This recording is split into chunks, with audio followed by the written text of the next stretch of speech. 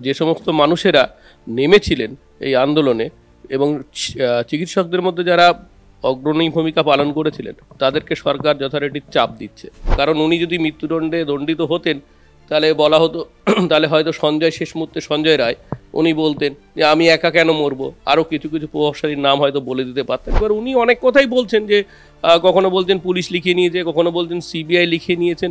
আমরা দেখলাম যে আরজিকর কাণ্ডে মূল যিনি ধৃত ছিলেন, মূল যিনি অভিযুক্ত ছিলেন সঞ্জয় রায়, তার আজকে সাজা ঘোষণা হলো এবং বলা হলো যে তিনি 50,000 টাকা জরিমানা দিতে হবে এবং আজীবন কারাদণ্ডে থাকবেন, যাবজ্জীবন কারাদণ্ড হলো তার। বহু মানুষ বলছে যে আসল যে দোষী তাদেরকে ধরা গেল না, কি বলবেন? না, মানুষের মধ্যে একটা দ্বন্দ্ব রয়েই গেছে, ঠিক আছে। ঘটনাটা ঘটেছিল এটা নিয়ে প্রথম থেকেই মানুষের মধ্যে একটা দ্বন্দ্ব রয়ে গেছে এবং মানুষ যেভাবে পথে নেমেছিল, যে কারণে পথে নেমেছিল, সে কারণগুলো ফুলফিল হয়নি। কারণ পরবর্তীতে দেখা গেছে যে সমস্ত মানুষেরা নেমেছিলেন এই আন্দোলনে এবং চিকিৎসকদের মধ্যে যারা অগ্রণী ভূমিকা পালন করেছিলেন তাদেরকে সরকার যথারীতি চাপ দিচ্ছে, এটা আমরা দেখতে পেয়েছি।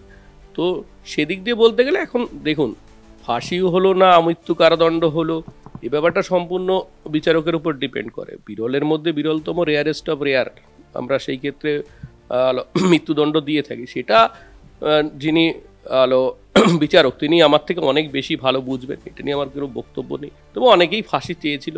এবার বিষয়টা যেটা হচ্ছে, মানুষের মধ্যে কিন্তু বিষয়টা নিয়ে যে উনি একাদোষী সেটা নয়, এমনও হতে পারে, মানুষ এমনও বলছে অনেকে, আমি যেটুকু শুনতে পাচ্ছি যে ওনার গতকাল থেকেই মৃত্যুদণ্ড হবে না হয়তো, এরকম বলা হচ্ছিল। কারণ উনি যদি মৃত্যুদণ্ডে দণ্ডিত হতেন তাহলে বলা হতো, তাহলে হয়তো সঞ্জয় শেষ মুহূর্তে সঞ্জয় রায় উনি বলতেন যে আমি একা কেন মরবো, আরও কিছু কিছু প্রভাবশালীর নাম হয়তো বলে দিতে পারতেন। এরকম সংশয় মানুষের মধ্যে আছে। কিছু বলতে চাইছেন কিন্তু তার কথা তো শোনাই হচ্ছে না। এখন বিচারক তো ওনাকে সময় দিয়েছিলেন বলার জন্য, বিচারক সময় বলার জন্য দিয়েছিলেন। এবার উনি অনেক কথাই বলছেন যে কখনো বলছেন পুলিশ লিখে নিয়েছে, কখনো বলছেন সিবিআই লিখে নিয়েছেন।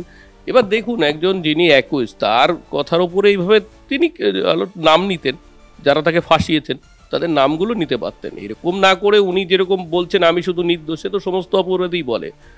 কিন্তু তবে আমার যেটা মনে হয়, এই কাণ্ডে উনি একা দোষী নন, উনি নিশ্চয়ই দোষী।